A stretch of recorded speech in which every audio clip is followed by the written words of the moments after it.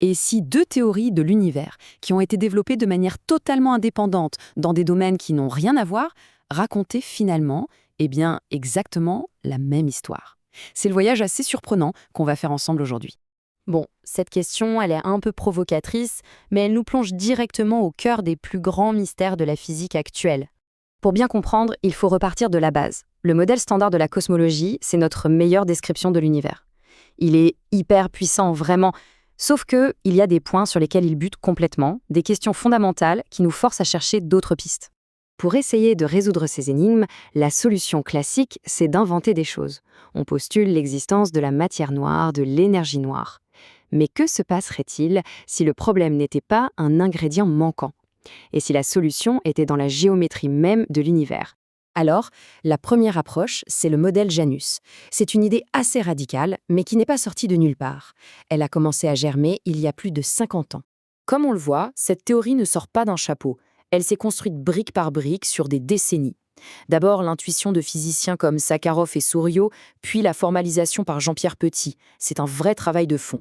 Le cœur de Janus, c'est ce qu'on appelle la bimétricité. Alors, qu'est-ce que ça veut dire? Pour faire simple, ça signifie qu'il n'y aurait pas un seul espace-temps, mais deux. Deux univers superposés qui interagissent. Un pour la matière à masse positive, la nôtre, et un autre pour une sorte de matière miroir à masse négative. Et là, la base mathématique est assez vertigineuse. L'idée, c'est que si on pouvait inverser le film du temps pour une particule, eh bien son énergie, et donc sa masse, deviendrait négative. D'un coup, la masse négative, ce n'est plus de la science-fiction, c'est une conséquence directe de la symétrie du temps. Et ces règles d'interaction, elles changent absolument tout. Elles résolvent un très vieux problème qu'on appelait le paradoxe de l'emballement. Avant, on pensait qu'une masse positive et une négative allaient se courir après à l'infini. Mais non, dans le modèle Janus, elles se repoussent, chacun de son côté. Et l'univers, lui, reste stable. Avec ce simple jeu de force, Janus arrive à expliquer des trucs énormes. L'accélération de l'expansion, c'est la répulsion de la masse négative. La vitesse anormale des galaxies, plus besoin de matière noire, c'est l'effet de l'autre côté du miroir. On n'a plus besoin d'ajouter des ingrédients mystères dans la recette. Ok, maintenant on change complètement de perspective. On oublie Janus pour un instant. La deuxième théorie ne part pas de la physique des particules, mais d'un simple nombre, un code mathématique qu'on retrouve absolument partout dans la nature. Ce nombre, c'est le nombre d'or, phi. Pour le modèle de la trame θ, ce n'est pas juste une jolie proportion, c'est la clé de voûte géométrique de la réalité. Carrément. Alors, ce modèle imagine que l'espace a sa base, a la forme d'un tore, un donut pour visualiser. Et la proportion entre le grand tour du donut et le petit tour de sa section, c'est pile le nombre d'or. Ces deux cycles, le grand et le petit, sont comme les deux faces indissociables de l'univers.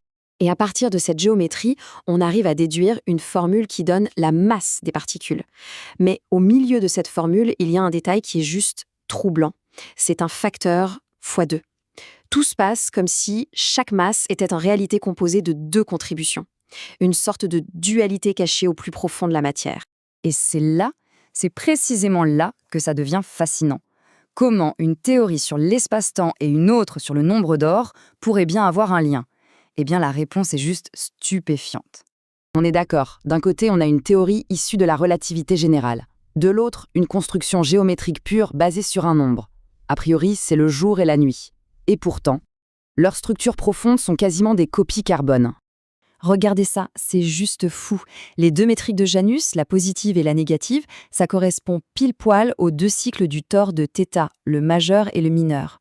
L'inversion du temps qui double les solutions chez Janus, c'est le miroir parfait du facteur x2 dans la formule des masses de θ. C'est la même idée de dualité, mais dite dans deux langues différentes. Même les grands vides cosmiques de Janus trouvent un écho dans la structure de θ. Au final, peu importe les mots qu'on utilise. Qu'on dise deux espaces-temps en interaction ou deux cycles géométriques inséparables, l'image qui ressort est la même. Celle d'un univers à deux faces, un univers fondamentalement dual. Mais attention, ce n'est pas juste une coïncidence intellectuelle. Cette convergence a des conséquences très concrètes. Elle amène les deux modèles à faire des prédictions identiques sur notre univers.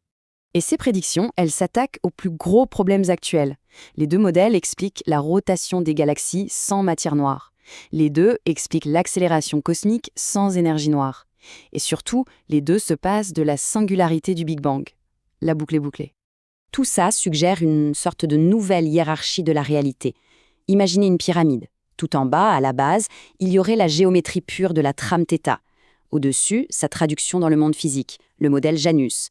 Et tout en haut, la petite pointe visible de l'iceberg, ce serait notre modèle standard, qui en fait ne décrirait qu'une seule moitié de l'histoire.